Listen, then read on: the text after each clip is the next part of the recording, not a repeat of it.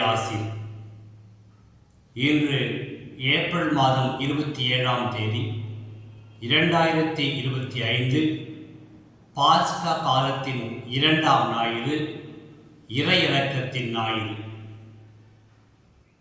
இன்றைய யோவான் நற்செய்தி 20ஆம் அதிகாரத்தில் 19ஆம் வசனத்திலிருந்து 31 முடிய இயேசு தன்னுடைய சீடர்களுக்கு உயிர்த்த பிறகு நேரடியாக காட்சி கொடுக்கிறார். அந்த பகுதியை நாம் பார்க்கிறோம்.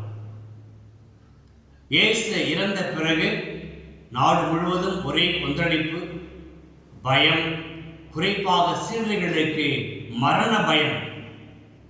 தன்னுடைய தலைவருக்கே இப்படி நேர்ந்துவிட்டதே, நாம் எல்லாம் எம்மாத்திரம், நமக்கு என்ன துயரங்கள் நேருமோ, நமக்கு எப்படிப்பட்ட தீர்ப்பு வருமோ என்றெல்லாம் எண்ணிக்கொண்டு பயந்து இயேசுவின் சீடர்கள் ஒளிந்து கொண்டிருக்கிறார்கள். அது வாரத்தின் முதல் நாள் மாலை நேரம். எனவே கதவுகளை எல்லாம் அடைத்துவிட்டு உள்ளே அமர்ந்திருக்கிறார்கள். தாங்கள் பத்திரமாக இருப்பதாக எண்ணிக்கொண்டிருக்கிறார்கள். வெளியிலோ மரண அந்த சுவாசம், அந்த சூழ்நிலை நிலவுகிறது. இந்த நிலையில் இயேசு அவர்களுக்கு உள்ளே வருகின்றார். கதவு அடைக்கப்பட்டிருந்தாலும் இயேசு உள்ளே வந்து உங்களுக்கு அமைதி உரித்தாக என்று வாழ்த்துகிறார். அப்ப மனிதர்கள் தடைகள் எப்படிப்பட்டவையாக இருந்தாலும், மனித தடைகள் எவ்வளவுதான் பூட்டி வைத்திருந்தாலும், இயேசு ஆண்டவர் அனைத்து மனித தடைகளையும் உடைத்து எரியக்கூடிய வல்லமை படைத்தவர். எனவே அதை உடைத்தெறிந்து விட்டு நம்மிடையே வந்து நமக்கு அமைதியை கொடுக்கக்கூடியவர் உயிர்த்த இயேசு ஆண்டவர். இந்த உயிர்த்த இயேசு ஆண்டவரை எவராலும் தடை செய்ய முடியாது. என்றால் வாழ்விக்கும் ஆற்றல் படைத்தவர் உயிர்த்த இயேசு ஆண்டவர் நம் கிறிஸ்து. எனவே சீடர்களுக்கு தோன்றி அந்த மரண பயத்தில் வாழ்ந்து கொண்டிருக்கிற என்றால் தெரியும். ஒரு சில நாட்களுக்கு முன்பு இயேசுக்கு நடந்த அந்த பாடுகள், துயரங்கள், வேதனைகள், அவமானங்கள், சிலுவை சாவு, இவையெல்லாம் அவர்களுக்கு ஒரு மரண பயத்தை ஏற்படுத்தி இருந்த சூழ்நிலையில் இயேசு வந்து உங்களுக்கு அமைதி உரித்தாக என்று அவர்களுக்கு பேசுகிறார். அவர்களை உறுதிப்படுத்துகிறார். தான் இறந்த கடவுள் அல்ல, உயிர்த்து உயிர் வாழுகின்ற கடவுள் என்பதை நிரூபித்தார் சீடர்களுக்கு. சீடர்கள் அவர்கள் தரப்பில் மகிழ்ச்சியுற்றார்கள், ஆனந்தம் அடைந்தார்கள். சொல்லன்னா ஆனந்தம். உயிர்த்த இயேசு தன்னுடைய தங்கள் பிள்ளை இருக்கிறாரே என்று வியப்பில் ஆழ்ந்து கிடக்கிறார்கள். ஆனால் தோமா அங்கு இல்லை. அடுத்த வாரம் திரும்பவும் தோன்றி, தோமாங்கி வா, என் கைகளை பார், என் விழாவை பார், ஏற்பட்ட காயங்களை பார், ஐயம் தவிர்த்து நம்பிக்கை கொள். அன்று தோமாவிற்கு சொன்ன இயேசுவின் வார்த்தைகள், ஐயம் தவிர்த்து நம்பிக்கை கொள். இதாங்க வாழ்க்கையினுடைய தாரக மந்திரமாக இருக்க வேண்டும். திருமுழுக்கு பெற்ற ஒவ்வொரு நபருக்கும் இந்த இயேசுவின், உயிர்த்த இயேசுவின் வார்த்தைகள், உயிரோட்டம் உள்ள வார்த்தைகள், எந்த சூழ்நிலையிலும் நம்பிக்கை இழக்காதீர்கள். இன்னும் சொல்ல போனால் அஞ்சாதீர்கள், பயப்படாதீர்கள்.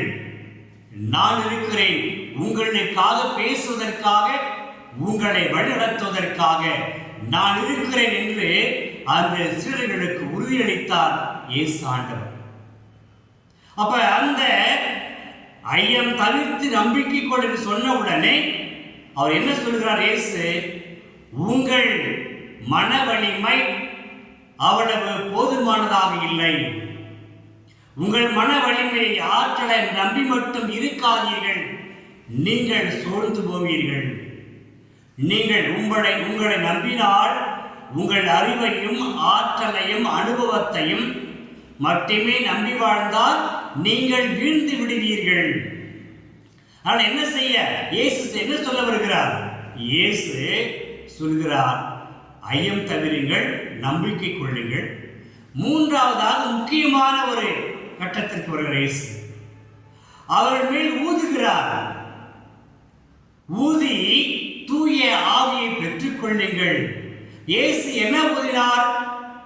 இயேசு தனக்குள் இருந்த தன்னுடைய இறைத்தன்மை, இறை ஆற்றல், அந்த இரக்கத்தின் குணம், இவற்றையெல்லாம் ஊதி தன்னுடைய உயிர் மூச்சாக சீடர்களுக்கு தூய ஆவியை பெற்றுக் கொள்ளுங்கள். அன்பர்களே, ஒன்றை நாம் உற்று கவனிப்போம், புரிந்து கொள்வோம். அதாவது எப்பெல்லாம் நாம் சோர்ந்து கிடக்கிறோமோ, தளர்ந்து கிடக்கிறோமோ, களைப்படைந்து விடுகிறோமோ, வாழ்க்கை சூழலில் தவித்து போய் நிற்கிறோமோ, அப்பெல்லாம் இயேசு சொல்கிறார், அவர்களுடைய ஆவியை ஊதி தூய ஆவியை பெற்றுக்கொள். நீ உறுதியாக இரு, நம்பிக்கையாக இரு. எனக்கு தெரியும் உனது வலிமையற்றதாக இருக்கும், பலவீனமாக இருக்கும். அது உனக்கு போதாது வாழ்க்கையின் சவால்களை எதிர்கொள்வதற்கு, வெற்றி பெறுவதற்கு. எனவே என்னுடைய ஆவியை பெற்றுக்கொள் என்று சொல்லி ஊதி அவர்களை உறுதிப்படுத்துகிறார், நம்மையும் உறுதிப்படுத்துகிறார். நம்முடைய வாழ்க்கை சூழலிலும் நாம் எதிர்கொள்கிற துயரங்கள் ஏராளம், அந்த எதிர்பார்க்காத தோல்விகள் ஏராளம். எவ்வளவு முயற்சி செய்தாலும் நாம் வீழ்ந்து போகின்ற தருணங்கள், நிகழ்வுகள் ஏராளம். இவற்றையே நாம் எண்ணிக்கொண்டிருந்தால் வாழ்வை எப்படி வாழ்வது? அதைதான் அந்த சீடர்கள் நினைத்தார்கள். இனி என்ன ஆகப் போகிறதோ, என்ன நடக்கப் போகிறதோ தெரியவில்லையே, நமக்கு தலைவரே இல்லையே, அவரையே மடிந்து விட்டாரே, கொலை செய்யப்பட்டு விட்டாரே என்று கலங்கி போயிருந்த அந்த நிலையில்தான் இயேசு உள்ளே வந்து அவர்களுக்கு அமைதியை சொல்லி நம்பிக்கையை ஊட்டி, என்னை பாருங்கள், நான் உயிர்த்தி விட்டேன், உங்களையும் உயிர்ப்பிப்பேன்.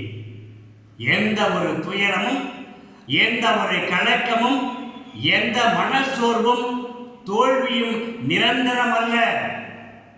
அவைகளெல்லாம் உங்களை அடுத்த நிலைக்கு கொண்டு செல்லும். என்ன நிலை? உங்களை நான் உயிர்ப்பிப்பேன், வாழ வைப்பேன் என்று சொல்லி அந்த இயேசு சீடர்களை உறுதிப்படுத்தினார், பலப்படுத்தினார், நம்பிக்கை ஊட்டினார், வாழ்வு கொடுத்தார். அந்த இயேசு இன்று நம்மையும் சந்திக்க வருகிறார். நம்மையும் சந்திக்கிற இயேசு, தளர்ந்திராதீர்கள், சோர்ந்து போகாதீர்கள், களைப்படையாதீர்கள், நான் இருக்கிறேன் உங்களுக்காக. இந்த வார்த்தை தான் நண்பர்களே. ஐயம் தவிர்த்து நம்பிக்கை கொள்ளுங்கள், நான் உங்களுக்காக உயிர்த்தெழுந்திருக்கிறேன். உங்களை ஒருபோதும் திக்கற்றவர்களாக விட்டுவிட மாட்டேன். நான் உயிர்த்தது உங்களுக்காக. அன்பர்களே, மற்றொரு செய்தியை நாம் புரிந்து கொள்வோம். எதற்காக இயேசு உயிர்த்தார்? தன்னை இவ்வளவு அலங்கோலப்படுத்தி, அவமானப்படுத்தி, சிலுவையில் அறைந்த அந்த ஏரோதுவையும் பிலாத்துவையும், தலைமை குருக்களையும், மூப்பர்களையும், பரிசேயர்களையும் பழிவாங்க அல்ல, அவர்களை தீர்த்து கட்ட அல்ல, அவர்களை முடித்து போட அல்ல. மாறாக இயேசு உயிர்த்தது எதற்காக என்றால், இந்த உலகம் வாழ்வு பெற வேண்டும், இந்த உலகம், மானிட குலம் மன்னிப்பை பெற வேண்டும், இரக்கத்தை பெற வேண்டும். அதனால்தான் சீடர்களுக்கு சொன்னார், தூய ஆவியை பெற்றுக்கொள்ள என்று சொன்ன பிறகு நீங்கள் எவருடைய பாவங்களை மன்னிப்பீர்களோ அவையெல்லாம் மன்னிக்கப்படும். அப்ப இயேசு தன்னுடைய வாழ்க்கையில் செய்து காண்பித்தார். தனக்கு நேர்ந்த அவமானங்கள், இறப்பு, இவற்றையெல்லாம் கொடுத்த அந்த அனைத்து மனிதர்களை மன்னித்த இயேசு இன்று மானிட குலத்தையும் மன்னிக்க வந்திருக்கிறார். அவ இயேசுவின் சீடர்கள், அவருடைய தூதர்கள், மன்னிப்பின் தூதர்கள், இரக்கத்தின் தூதர்கள், வழிகாட்டும் தூதர்கள், வாழ்வு விளைக்கும் தூதர்கள் ஆவார்கள். திருச்சபையும் வாழ்வு விளைக்க, இறை நம்பிக்கை அளிக்க இன்றும் வாழ்ந்து கொண்டிருக்கிறது. நம்முடைய இறந்த பாப்பரசர் பிரான்சிஸ் அவர்களிடம் திரும்ப திரும்ப இதை வலியுறுத்தினார்கள்.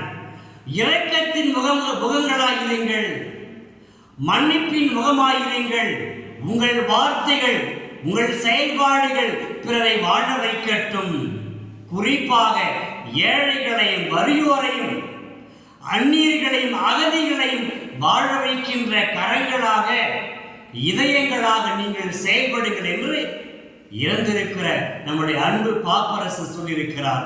இயேசுடைய அடிச்சுவடை பின்பற்றிய நம்முடைய பாப்பரசர் பிரான்சிஸ் அவர்கள். ஆக இயேசு மீண்டுமாக இன்று இறையிறக்கத்தின் ஞாயிறை கொண்டாடுகிற நம்மையெல்லாம் அழைக்கிறார். நீங்கள் வாழுகிறீர்கள், நம்பிக்கை தளராதீர்கள், நான் உயிர்த்திருக்கிறேன், உங்களை உயிர் வாழ்விக்க. எனவே கிறிஸ்துவின் நண்பர்களாகிறீர்கள், நம்பிக்கை ஊட்டுங்கள் என்று சொல்லி அவர்களை ஆசீர்வதித்தார், உறுதிப்படுத்தினார், நம்பிக்கை அளித்தார். செபிப்போமா. அன்பு இயேசுவை மை வாழ்த்துகிறோம், போற்றுகிறோம், ஆராதிக்கிறோம். இன்றைய நாள் இரக்கத்தை கொண்டாடுகிற நாங்கள் பாஸ்கா காலத்தின் 2ஆம் ஞாயிற்றுக்கிழமை நீர் அன்று சீடர்களுக்கு தோன்றி அவர்களுக்கு நம்பிக்கை ஊட்டி உறுதிப்படுத்தி உங்கள் ஆவியை அவர்கள் மேல் ஊதி அவர்களை உறுதிப்படுத்தீர், வாழ்வுபடுத்தீர், மன்னிப்பின் கருவிகளாக மாற்றினீர். எங்களையும் எங்களுக்கு உமது ஆவியை கொடுத்து நாங்கள் மன்னிப்பின் மனிதர்களாக, உமது பிள்ளைகளாக வாழ செயல்பட எங்களுக்கு அருள்தாரும். இவற்றை மகன் இயேசு கிறிஸ்து வழியாக ஜெபிக்கிறோம் தந்தையே. ஆமென், ஆமென். இறைவா